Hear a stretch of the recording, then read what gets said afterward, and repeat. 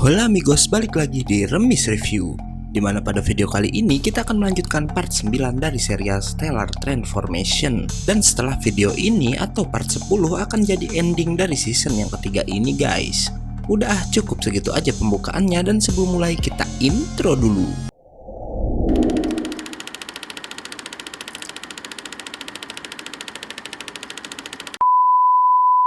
Master Kuil Bisu yang bernama Sanyan langsung menyerang menggunakan mata ketiganya, yang bahkan bisa menghancurkan sebagian pulau dan juga teknik gerbang surgawi para naga dalam sekejap. Melihat kesempatan itu, Xiaoyu pun menyerang Dilong dan berhasil melukai tangannya. Namun Dilong lalu berubah menjadi naga dan menyerang Xiaoyu, sementara keempat saudaranya menyerang Hoi Fei. Nggak diduga, Hoi Fei yang marah bisa berubah wujud menjadi kera raksasa dan bisa membunuh salah satu naga. Yanlong dan Sanyan yang melihat kekuatan Hoi Fei mulai cemas karena katanya kalau kera itu terus berkembang, ia bisa menjadi ancaman serius, hingga keduanya lalu menyerang Hoi Fei secara bersamaan. Karena serangan itu, si Hoi Fei tahu-tahu mengamuk sampai kehilangan kesadaran yang bahkan membuat ia menyerang Xiaoyu. Melihat Xiaoyu dalam bahaya, semua orang yang menginginkan pedang jade yang ada pada Xiaoyu akhirnya memilih bekerja sama melawan amukan Hoi Fei. Namun Xiaoyu sendiri kemudian mencegah para naga menyerang Hoi Fei dan berhasil menjatuhkan Dilong.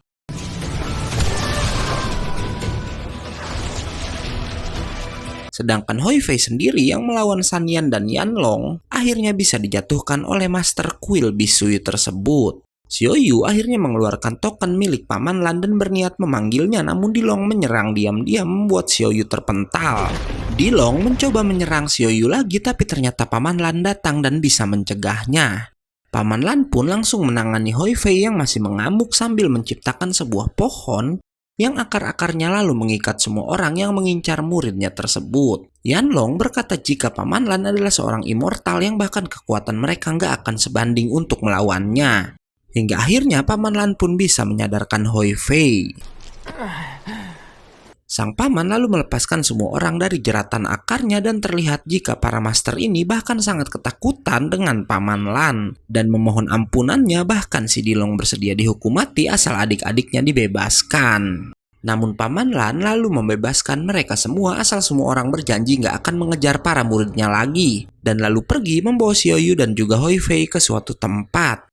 Di sana, Xiaoyu bertanya Paman Lan ini sebenarnya ada di tingkatan apa, dan ia menjawab jika ia adalah seorang master immortal yang udah melewati 4 kesengsaraan. Ia pun lalu menasehati Xiaoyu jika di dunia bernama Riot Galaxy yang ingin Xiaoyu tuju, ada banyak master immortal yang bahkan lebih kuat daripada dirinya sendiri.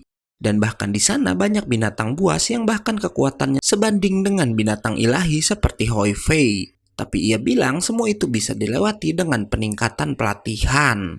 Dan Xiaoyu menjawab jika ia berlatih keras, ia pasti bisa keluar dari zona nyamannya sekarang. Paman Lan lalu berkata jika Xiaoyu harus mengumpulkan ke-9 pedang jade agar Xiaoyu bisa membuka gerbang immortal. Setelah mendapat wejangan dari Paman Lan, Xiaoyu pun memutuskan untuk membuat daerah kekuasaannya sendiri di bawah lautan dari runtuhan dengan bantuan Paman Lan dan semua teman-temannya.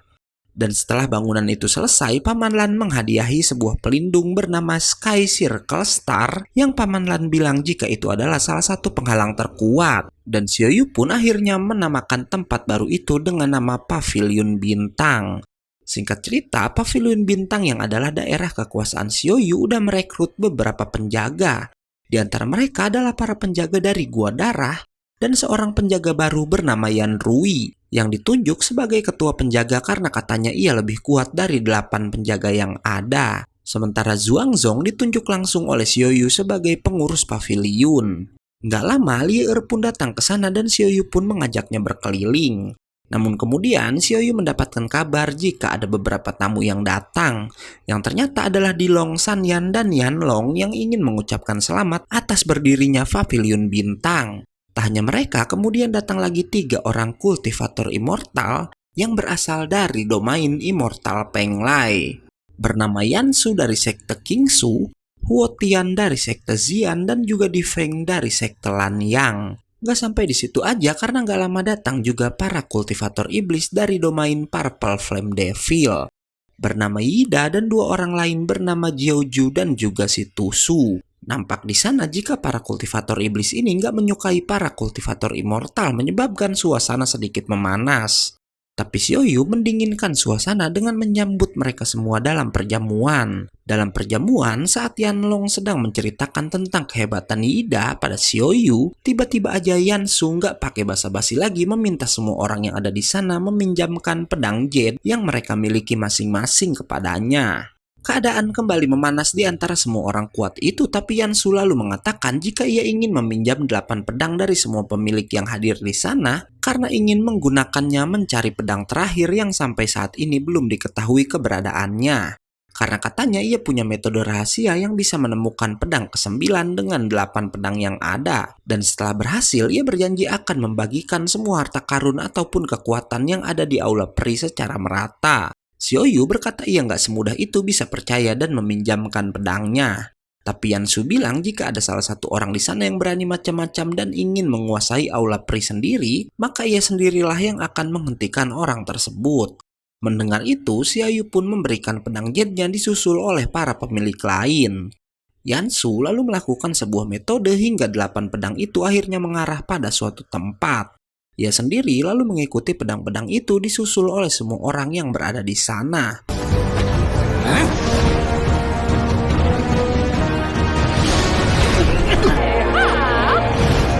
Yang ternyata pedang-pedang itu mengarah ke kampung halaman Xiaoyu dan oleh karena itu, ia pun kembali dalam wujud manusianya. Tapi saat berada di dalam hutan, tiba-tiba aja ke-8 pedang itu berpencar membuat semua orang mengikuti pedang milik mereka masing-masing. Xiaoyu dan teman-temannya mendarat di sebuah padang rumput hingga mereka semua pun kembali berkumpul.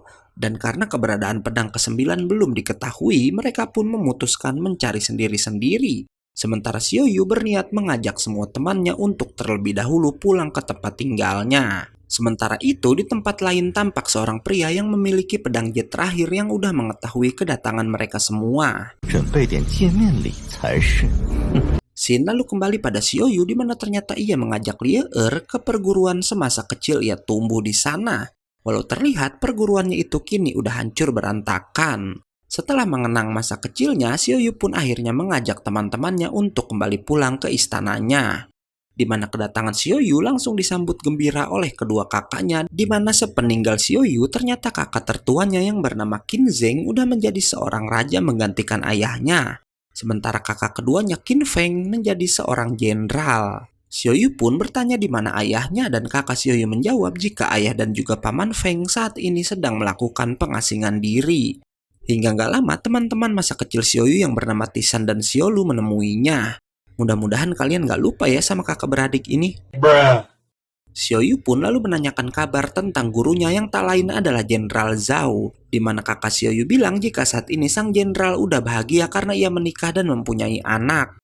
Xiaoyu yang merasa aneh dan menebak jika kedua kakaknya itu berbohong, lalu berniat mencari kebenarannya sendiri, di mana ia lalu melihat ayahnya dan juga paman Feng yang sedang berbincang. Di mana ternyata mereka ini sebenarnya udah kalah dalam pertempuran, bahkan terlihat jika lengan Raja Qinde dan paman Feng udah dipotong oleh seseorang bernama Do Fang Yu. Dan yang lebih mengejutkan, guru Xiaoyu yang tak lain adalah Jenderal Zhao ternyata udah tewas guys. Xiaoyu pun lalu menemui keduanya dan bertanya apa yang sebenarnya udah terjadi. Dan Raja Qinde berkata ini hanyalah gesekan antara kerajaan mereka dengan sekte Chaoyang yang berasal dari dinasti Ming. Ia pun meminta Xiaoyu agar nggak khawatir dan nggak boleh membalas dendam pada sekte itu.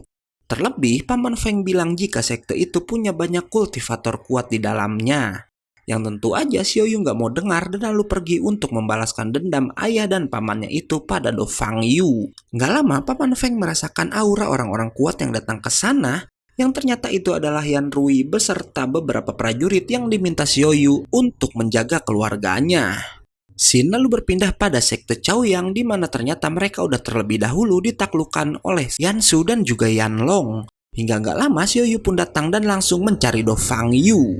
Melihat itu, Yansu pun bertanya pada Do Fang Yu apa yang udah diperbuatnya sampai-sampai membuat pemimpin Pavilion Bintang semarah itu. Namun Do Fang Yu dan ayahnya terlihat bingung karena ia sendiri nggak mengenali Xiaoyu.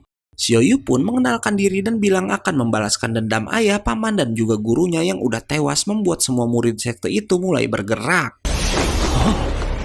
Tapi ternyata semua prajurit Xiaoyu dari Pavilion Bintang pun datang ke sana bersama Hoi Fei dan juga Xiao Hei. Dengan tekniknya, Xiaoyu pun lalu melihat gambaran masa lalu di mana ternyata ayah, paman, dan juga gurunya dikeroyok oleh sekte Chaoyang hingga menyebabkan gurunya itu tewas di tangan Do Fangyu. Karena menyadari kekuatan Xiaoyu dan semua prajuritnya, ditambah ia adalah aliansi 9 pedang dari Yansu dan Yanlong, Do Fangyu dan ayahnya pun auto ketakutan dan memohon ampunan pada Xiaoyu.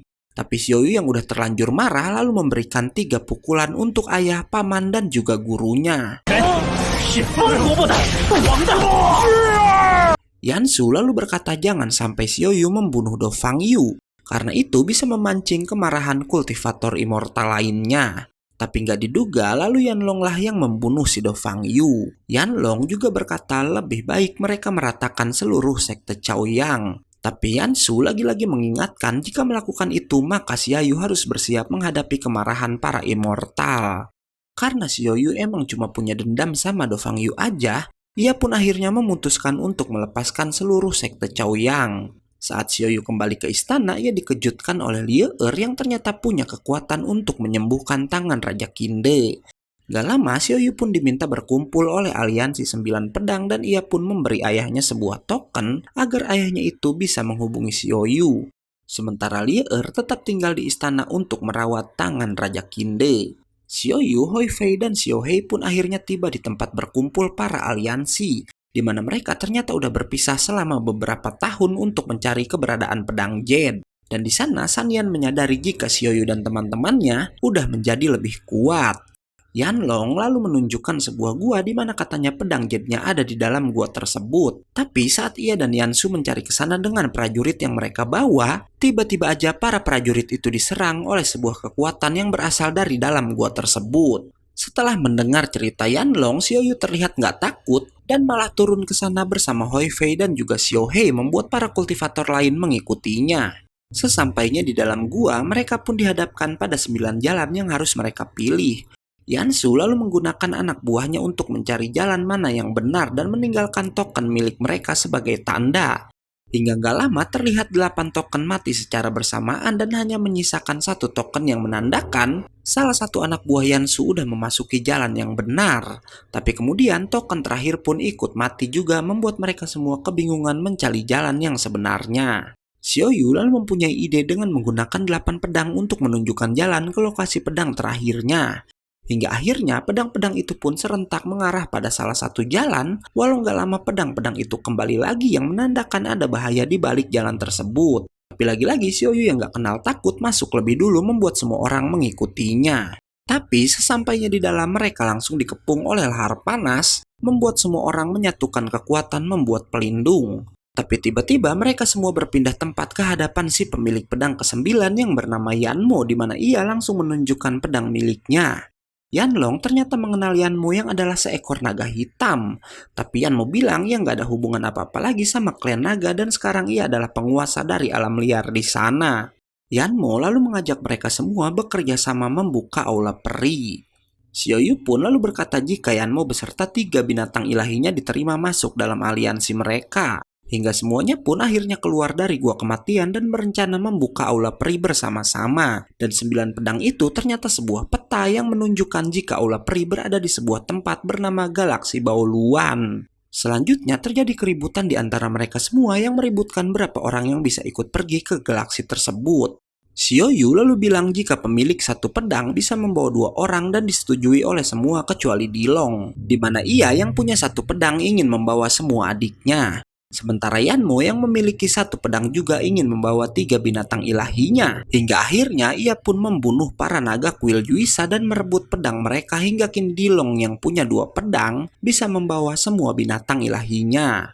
Perbuatan Yanmo itu membuat para anggota aliansi marah, tapi Yanmo bilang jika kuil Juisa terlalu lemah dan gak pantas beraliansi dengan mereka semua. Xiaoyu yang mengetahui jika ada 1 naga kuil Juisa yang masih hidup, mengkhawatirkan keluarganya karena ia takut adik Dilong itu mengira jika Xiaoyu lah orang yang udah membunuh 3 naga tadi. Karena itulah ia memutuskan untuk kembali pulang ke kerajaannya. Di samping itu, Yanmo bilang karena kekuatan mereka belum cukup untuk pergi ke galaksi Baoluan, oleh karena itu ia pun memutuskan jika para aliansi akan berkumpul 3 tahun lagi di sebuah tempat bernama Pulau Jinmu. Sementara itu, kekhawatiran Xiaoyu ternyata terbukti karena adik Dilong yang bernama Dinai menyalahkan Xiaoyu atas kematian semua kakaknya dan berencana membalas dendam dengan menyerang semua keluarga Xiaoyu. Sementara itu, Xiaoyu sendiri saat itu sedang mendampingi Xiaohei melewati ujian guntur surgawi. Hingga Xiaohei pun bisa melewati ujian itu dan kemudian Xiaohei yang berhasil naik tingkatan pun terlihat berubah wujud.